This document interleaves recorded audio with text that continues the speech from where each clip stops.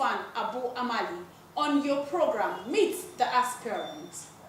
Today, I have with me, right here, for you to meet shortly, someone that is contesting for the Benue State Governorship seat come 2019.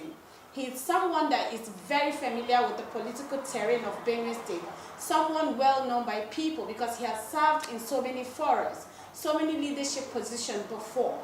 He was, or he is, the immediate past Senior Special Advisor to Benue State Governor, Dr. Samuel Otom. His name is Titus Zam.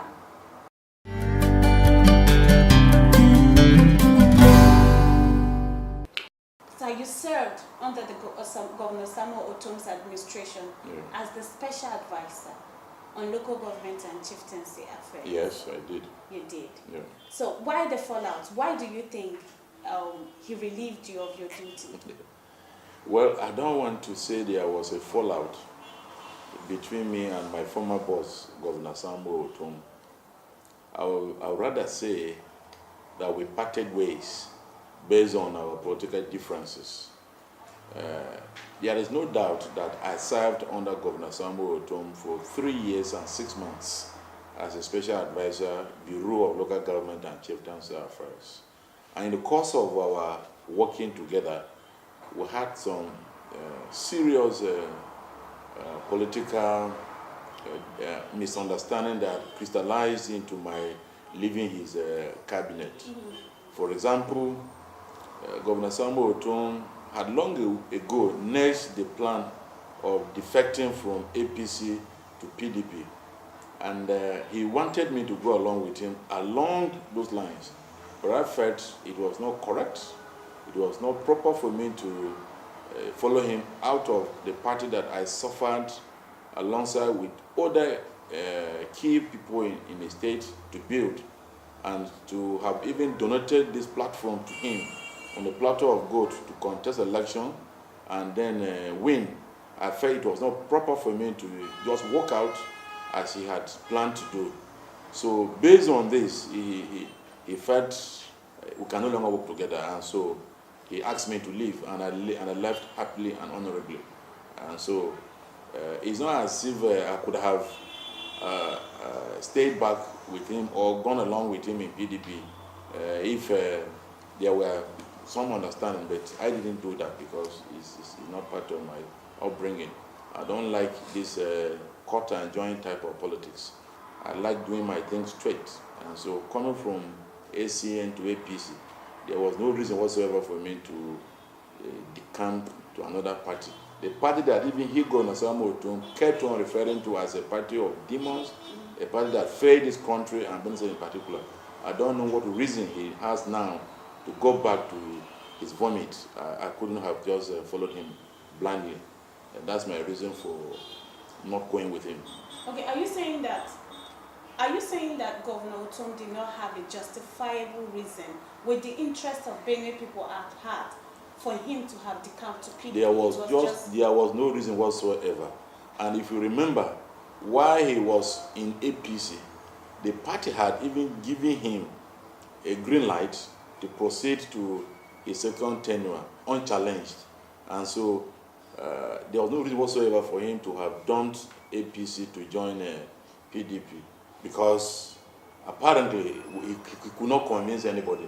That's why he left without any single official of the party to PDP. He left alone with the few people he came into the party with. Unchallenged. Yeah. He was given a green light to go unchallenged. Yeah. Would that be unchallenged? There was a theory that said that there was an allegation that the APC National Chairman, Oshomele, said he should give an account of a 22 billion naira and then offset salaries before he can get the ticket. So you said unchallenged, he was... Yeah, nobody had come out to challenge him for this ticket until the issues of his planned defection started arising. And so there was nobody that came out to challenge him for taking over his seat from within the rank and file of the APC. If he had issues with the national leadership, these are issues that had to do with his performance on the job. It's not as if one had come out the way I have come today to challenge him. But as a party, there is always a need for you to assess the performance of your elected officials. So if the chairman felt Otum did not measure up in terms of performance to warrant a second term, it is different from the state chapter of the party, endorsing him to come out for a second term.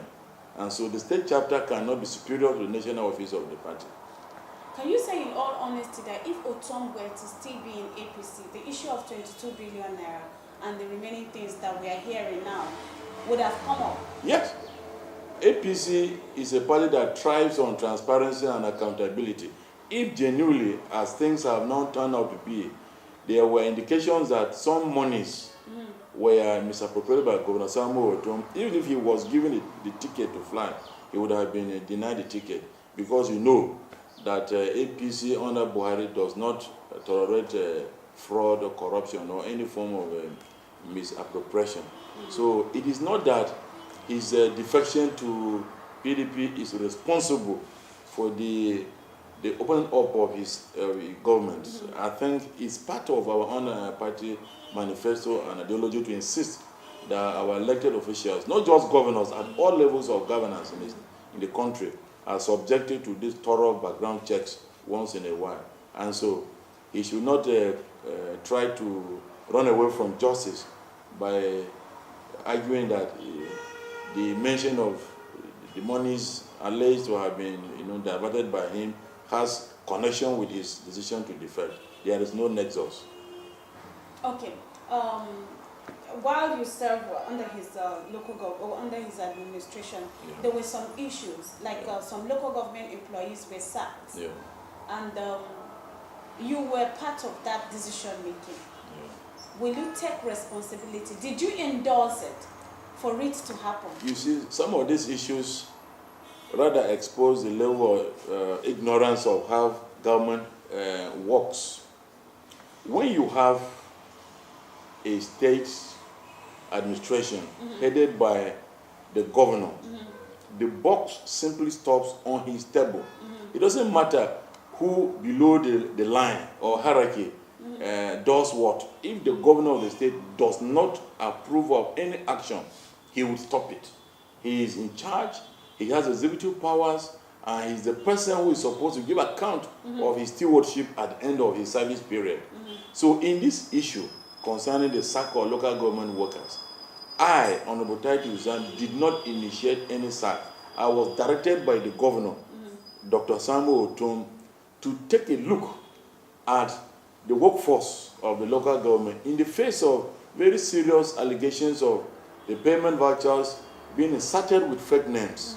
And so I did my screening. I came up with 22,000 workers as the authentic workforce of Benue local government.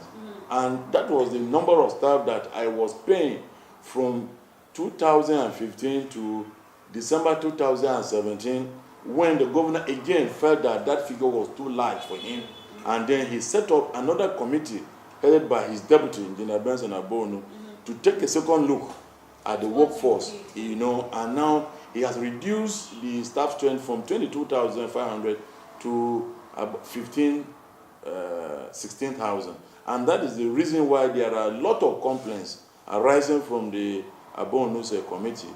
So for me, I don't think anybody in his right senses will accuse me of being responsible for the sack of any staff of the councils, because I didn't initiate the Abonu's committee, neither did they participate in exercises that led to the massive sack of the workers. And so blaming me or even mentioning me will be the height of injustice as far as this matter is concerned. More so, now that I'm out of office, assuming without considering that I was the one that initiated that, now that I'm out, what stops the governor from reinstating those staff that were sacked, assuming I was the one that initiated their sack and he didn't approve of it? So the governor should be prepared to accept responsibility for the failure or for the actions of his administration, and not me, an innocent special advisor. Okay, but you were a special advisor. Yes. Did you in any meeting advise the governor against it? That could be on record. Look, I have always said this. The governor is the chief executive of the state. my operation as a special advisor is at his instance. If he takes a decision, it is even it amounts to even a disloyalty on my part to object to that.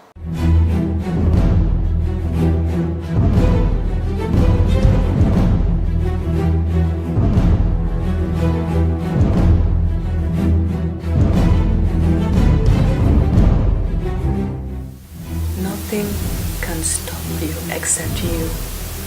If you embrace the negative things, the fears, then you're dead. Dead career-wise, physically, and otherwise. As a man thinketh, so he is. You may even feel as if you are dying and you are seeing it physically. As long as you don't give up, you will live.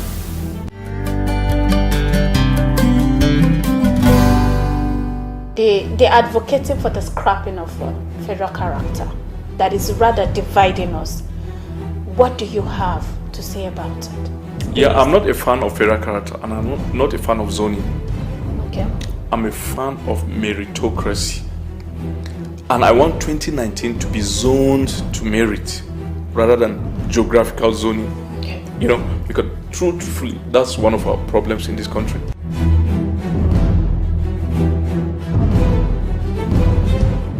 While I was at NAFDAC, I knew that Nigeria, the statistics we had was now Nigeria was importing rice worth more than 500 billion naira every year.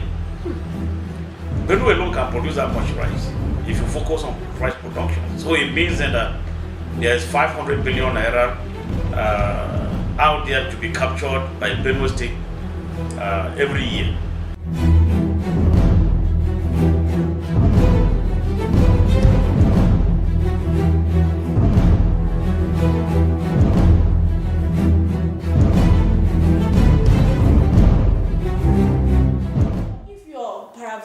You're elected the governor of Benue State. Yeah. Do you think you can override that decision? Look, people come into offices, elected offices with their vision, with a mission, with something they want to achieve. That is what drives them. If I become the governor of Benue State, and that I'm sure of becoming in a few months' time, and I want to maintain a particular workforce, I can decide on that. I will not wait for any advisor or a commissioner to decide for me how many people I want to have on my payroll. You understand? So asking me if I'm the governor, I will do this or that depends on the vision that I have. In this case, for example, I told that we were paying these 22,500 workers up to December of 2017. You understand? Which means the state government can still accept that figure and work with it.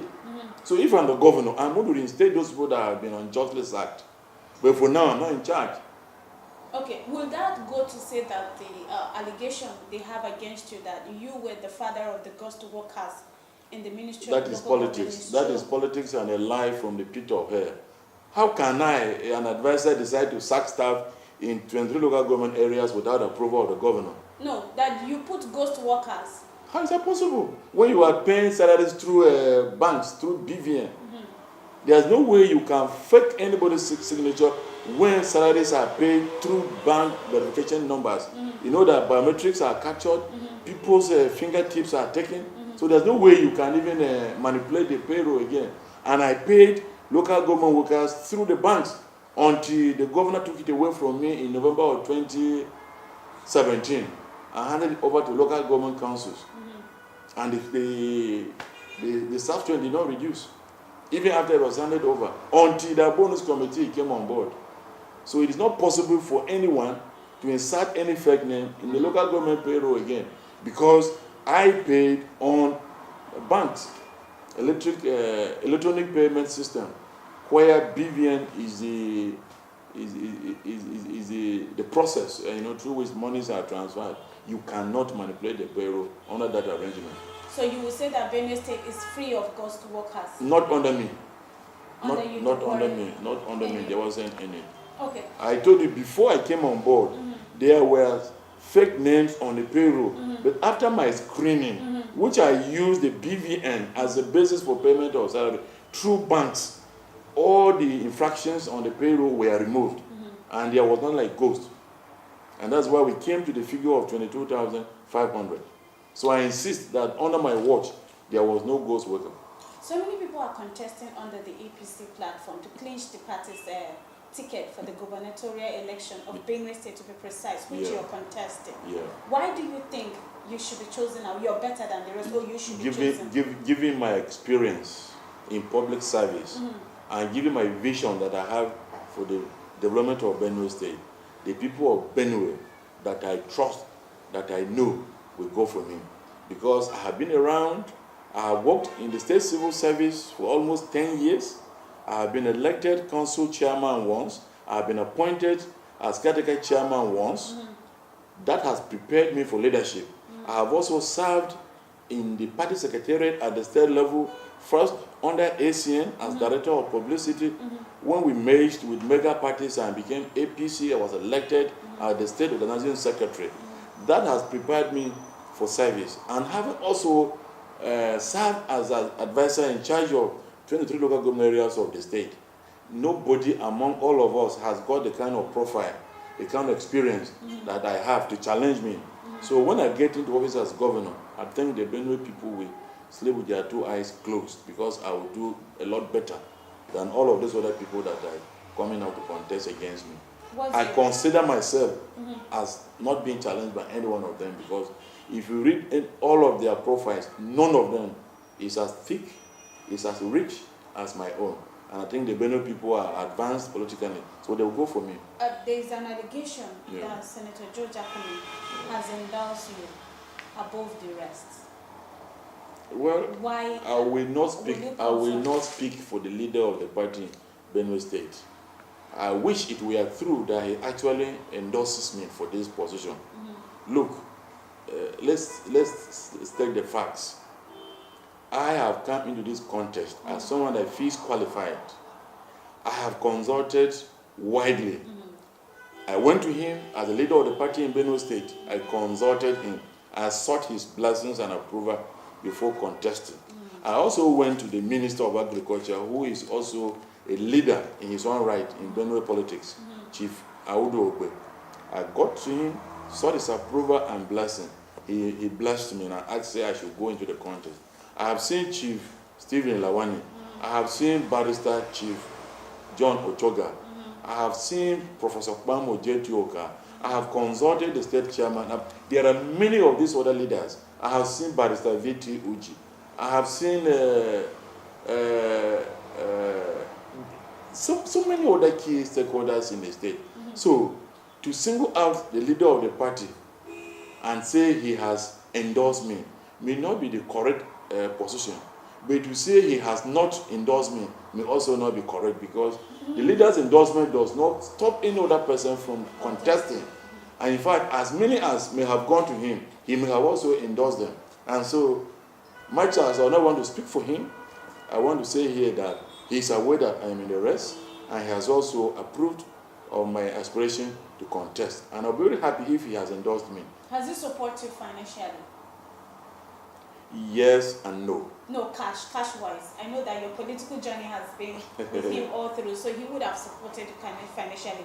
But hence, the aspiration. What I need from the leader, Senator George Akume, is not cash. What I need mostly from him is his support. And this support can come in diverse ways.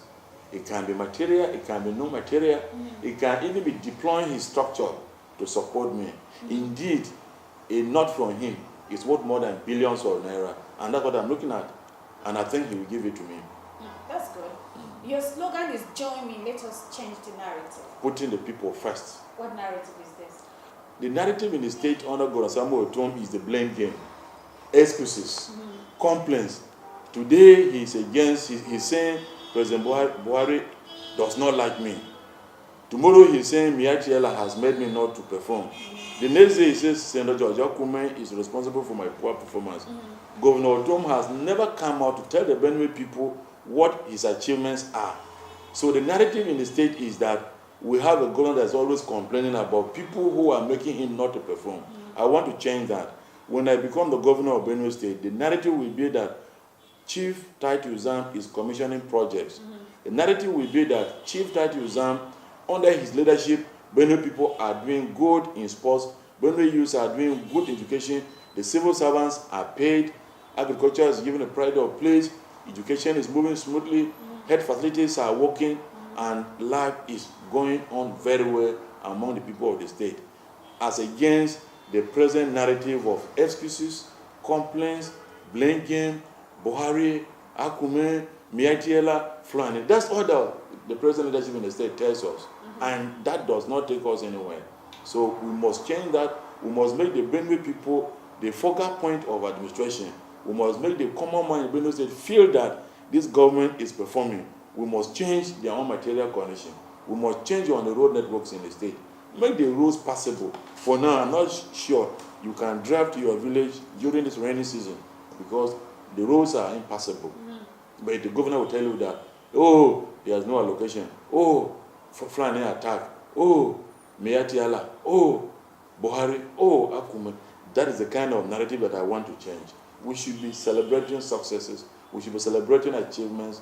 We should be commissioning projects, not blaming people for our non-performance. That's what I mean by changing the narrative in the state, putting the people first. You work with this government for over 3 years. Yes. Do you think his blame of Meyeti Allah and President Muhammadu Buhari? There's no justification for that. As we speak, the security problems of this country are not confined to Benue. As a matter of fact, it is a global problem. If you go out now in this country, go to Nasarawa State, our neighboring state, look at the level of achievements that Al-Makura has recorded within the same period. It is not just that. But he does not have the kind of attack we have. He has. What about Borno, where Boko Haram has almost overrun the state? Has Governorship not performed? Simon alone is commissioning projects. And so Governor Tom has no reason whatsoever for not doing anything. Does Mietiela stop him from collecting federal allocation from the federal government? Does Buhari stop him from collecting his share of the federation allocation? Does Senator Joseph Akume stop him from going to Abuja to collect his own inflows from federation account? So they say a bad workman blames his tools. That is what is happening in Benue State. Okay. What is your dream for Benue? I want to have a Benue where the unemployed graduates are given jobs. Let me tell you, Benue State young men and women have no reason for roaming the streets. It will have a focused and a serious-minded government. We have best opportunities in agriculture. We have the land mass. We have the good weather condition. We have the people, the workforce to maximally use on the farm to produce goods and services. The companies that were established by successful administrations have all died in the hands of Governor Samuel Otom. Our fertilizer blending plant that started production is no longer working. Tarakumis has never worked under Otom. The tomato blending factory that was initiated, built, and almost completed by Governor George Okuma has been abandoned. All of these factories or companies, if we are working, would have provided employment opportunities for our youths. The products from these companies would have been sold, to outside the state, and the Benue economy would have blossomed. But when all of these are abandoned, how will you create avenues for employment? The civil service is choked. We have a state university that churns out graduates every year. Where is the arrangement to absorb them? When the state civil service is already choked, they cannot employ. When the private sector that would have created opportunities have all been killed by a non-focused administration, how will the young men be employed? I want to see a Benue where all the factories are put back to life. I want to see a Benue where agriculture is given its pride of place, because we have the best comparative advantage among all the states of this country in the agri sector, but nothing is going on there. And I want to see that when I come in, I will devote a lot of attention towards trying to mechanize that agri sector for optimum productivity. That is one sector. Let's talk about the civil service. That is the engine of every government. The Benue workman, the Benue civil servant is traumatized. They are not being paid as at when due. As I speak to you, for over 3 years, no Benue worker has enjoyed promotion. How do you expect someone who is not being encouraged to put in his best? You know, so when I come here, I want to see a Benue civil Will service. you blame that on the governor too? Because Yes. he consistently said there are no resources to pay salaries. If I'm the governor of Benue State, I will not be complaining. I will be looking for solutions to problems. This governor has IGR, you know, to exploit and raise money. This governor has avenues of going to even borrow. If the bankers are aware that you are a good manager of resources, they will allow you borrow. I'm sure there is serious distrust between this government and even the banking sector. That's why they cannot even support him with finances, because he has not been able to justify the revenues that have accrued to the state treasury. That is why things are not working for him. I trust God that when I come on board, I will turn things around. I will approach the bankers, clear the backlog of arrears of salaries within the first 6 months. That I'm going to do. And I also relate deeply with the federal government. Where I need support, federal government can also give me. Part of Governor Oton's problem is this serious disconnect between Benue State and federal government. And I always say, during Governor Apereko, he was very close with President Shehu Shagari. When Adasu came, even though it was a diarchy, he was still in the good books of President Muhammadu Buhari. Akume was with Obasanjo until towards the end of the 8-year tenure when this third term issue came up. That's why we could achieve so much under Obasanjo. We had every first grade appointment given to Benue people under Obasanjo. Once Usman came, he was very close with President Jonathan. He also benefited. Can you tell me our present governor is close to Buhari? We have a 36-state structure of the federal system of government we have in this country. Every state governor wants to be in the good books of the president so as to attract benefits. When you have a father with 36 children and one of the children is always insulting you, will you as a father give such a child your blessing? So that's where Otom has put Benue State into. And when I come in, I will be the president's boy. I don't mind. I will hold Buhari's back. And in the process, I will say, Your Excellency, this is what my people want. And I'm sure he will give me, including monies that ordinarily he may not be given to any state. As the chief executive of this country, as number one citizen of this country, the president has a lot of privileges that he can grant to any state, and the state will be comfortable. Governor Tom has not exploited this opportunity very well. Rather, he's hostile. He keeps accusing the president. He calls him all manner of names. Sometimes he says the farmers' elders' crisis is jihad. You know, nobody will listen to such a governor when you come for support.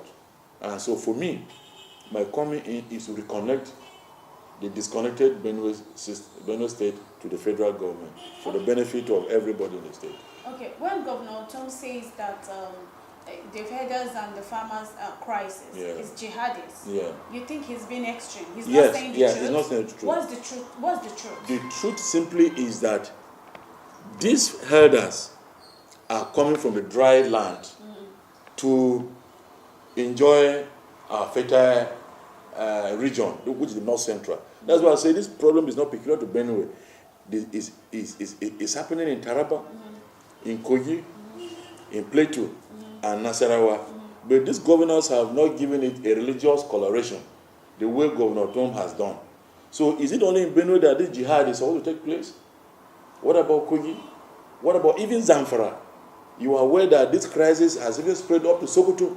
These are Muslim Islamic states. So who is bringing jihadi to convert someone who is already in Islam? I think Governor Otom has not told us exactly what the problems are. Let me tell you, his own uncle, Alhaji Aliu Teshoku, who the governor made as the commander of state livestock guard, is fingered as being responsible for some of these killings.